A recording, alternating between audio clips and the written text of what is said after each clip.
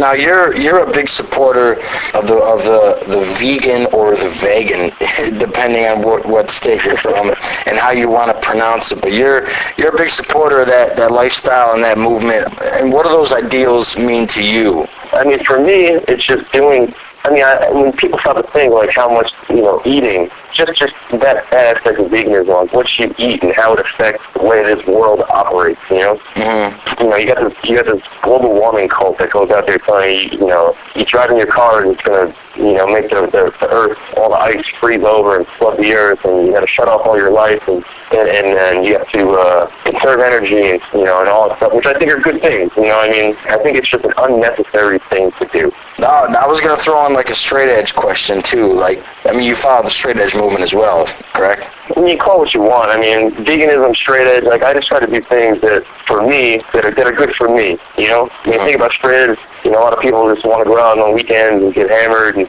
just totally faded and forget about all the crap they had to deal with during the week, and then come Monday they repeat it all over again. And a lot of people just get stuck in processes like that go years and years and years, and before they know it, the things they wanted to do in life, those times have passed, and they're just kind of going on doing the same thing. Like for me, it's like I want to try and do some things. I want to try and travel places, do some stuff. I don't want to be trapped, like, spending my time and my money just getting, I mean, that's just my point of view. Like, I could care less if the whole world goes straight edge, because it's never going to happen, and I know that. Yeah. Just like with veganism, like, I don't want to kill animals. I don't want to, I don't want to rape the earth for resources to feed animals and participate in what I feel like is an inefficient system and inhumane system. So I just choose to be a vegan. It's, I mean, if other people feel that way, I totally encourage them. If not, I understand. I understand how people were raised. I wasn't raised vegan, so I don't, I shouldn't be out there just to criticize anyone who eats meat or drinks milk or anything like that, That's actually a great ideal, because there was a while with the straight edge scene and the vegan scene where you'd go to shows and, like, if you weren't a straight edge kid, you were smoking a cigarette against the wall, then straight edgers would come up and just beat the fuck out of you. That accomplishes nothing and makes your movement look not very proactive. A lot of people, it's very divisive, in fact. People preach unity and forward thinking and hardcore, but when you smash someone in the face for lighting up a cigarette, like, what do you really accomplish? Probably not encouraging them to stop smoking. Yeah, violence. Now, to switch the subject here, you guys are recording a new record. You're in the process of it, correct?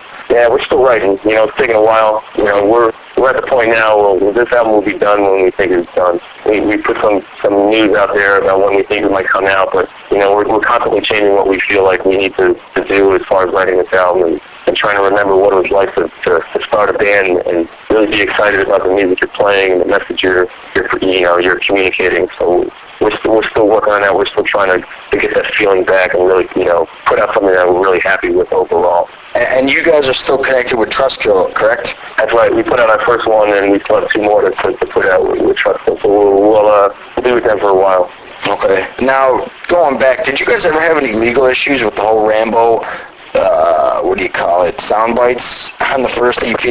No, that first album was, we recorded that on our own, we just paid for the recording, went to our friend's studio and got it done and just put it out for free on the internet as soon as we were finished, Like I said, we had no intention of getting signed. We had no idea if it would catch on. We just wanted to put out some heavy music and just, and have kids listen to it, We weren't worried about trying to make $2 for selling a demo at a show, and we'd rather kids have it, Mm-hmm. And then it just picked up, and then a label out in Boston wanted to, they wanted to press. They made I don't know how many copies of the CD they put out, and I guess since it was already out on the internet for a while and it was free, I guess that's how maybe that somewhat, protects you from copyright issues somewhat. You're not trying to profit from someone else's work, but I guess, I don't know. For us, it's always been a fun thing. We're not trying to exploit Rambo for everything we can.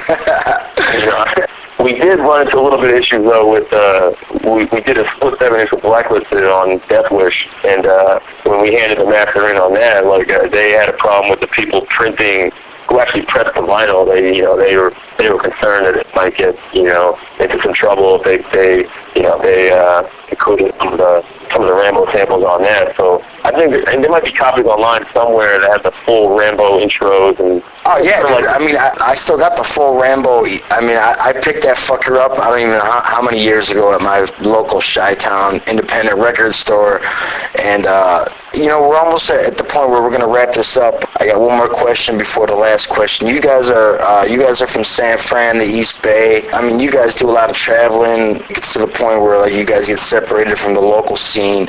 But I mean, what's the East Bay hardcore scene like right now? In your eyes, your opinion, and what you've experienced currently, as to where maybe it was when you guys came out of it, when you guys first started up? I mean, honestly, I don't even spend so much time in San Francisco or the East Bay anymore. I mean, I've been down in LA for a while just trying to get this record written. Like, you know, our drummer lives down here. Our guitar player doesn't really tour with us too often. He moved down here to, you know, to start tattooing and stuff like that. So the time that I am up in the East Bay, I definitely feel a little bit different than the way it started back, you know, when we started the band, like 2001, 2002. Mm-hmm. Like, it's back then, there were more shows, there were more clubs that were open, you know, to have bands play. There seemed to be more cohesion as far as, like, all our friends were still around. They you know, whenever you went to a show, you saw all your friends on the weekend, you know, like, and how many years has that been, you know, 5, 6, 7 years? You know, you've seen, like, an explosion of bands, but you've seen a lot of the venues that you used to go to see shows close down. So it's kind of like an ironic kind of like inverse relationship in the growth, you know, the number of bands and like how many places you can go see them. So it's a little bit different, you know. I mean, you got places like Gilman that are still open. You got some places like some Death Falls in the East Bay that are doing some shows. You know, you got little art centers in San Francisco that are still doing shows. But a lot of clubs, a lot of other smaller clubs that we used to go see bands, you know, they just couldn't hold up anymore. You know, it was a sad thing to see happen. Mm-hmm. You know, but some of the bigger clubs are still around, but, you know, a lot of hardcore bands can't go there, you know, and play all, you know, unless once they get on some big tour, which is just like, you know, stroke of luck kind of stuff, you know. Uh-huh. So, you know, a lot of my friends I used to see, I don't really see anymore. You know, it's a sad thing. I mean, I hope things could pick up and things come full circle where people become excited again, you know, and be involved in music. I think it says something and it challenges them and gets them excited to come out and be like, all right, you know, I feel a reason, you know, to really come out. And, you know, I'm not saying this to, you know, downplay any of the stuff that's going on. I you know, being out on the road and being like that, you know, you become disconnected with the scene that you started. So it's like I feel bad that I don't, you know, it's hard for me to keep in touch with all the bands that have been popping up over the years and how they're continuing to keep, you know, as much as they can going strong in the Bay Area and East Bay and San Francisco.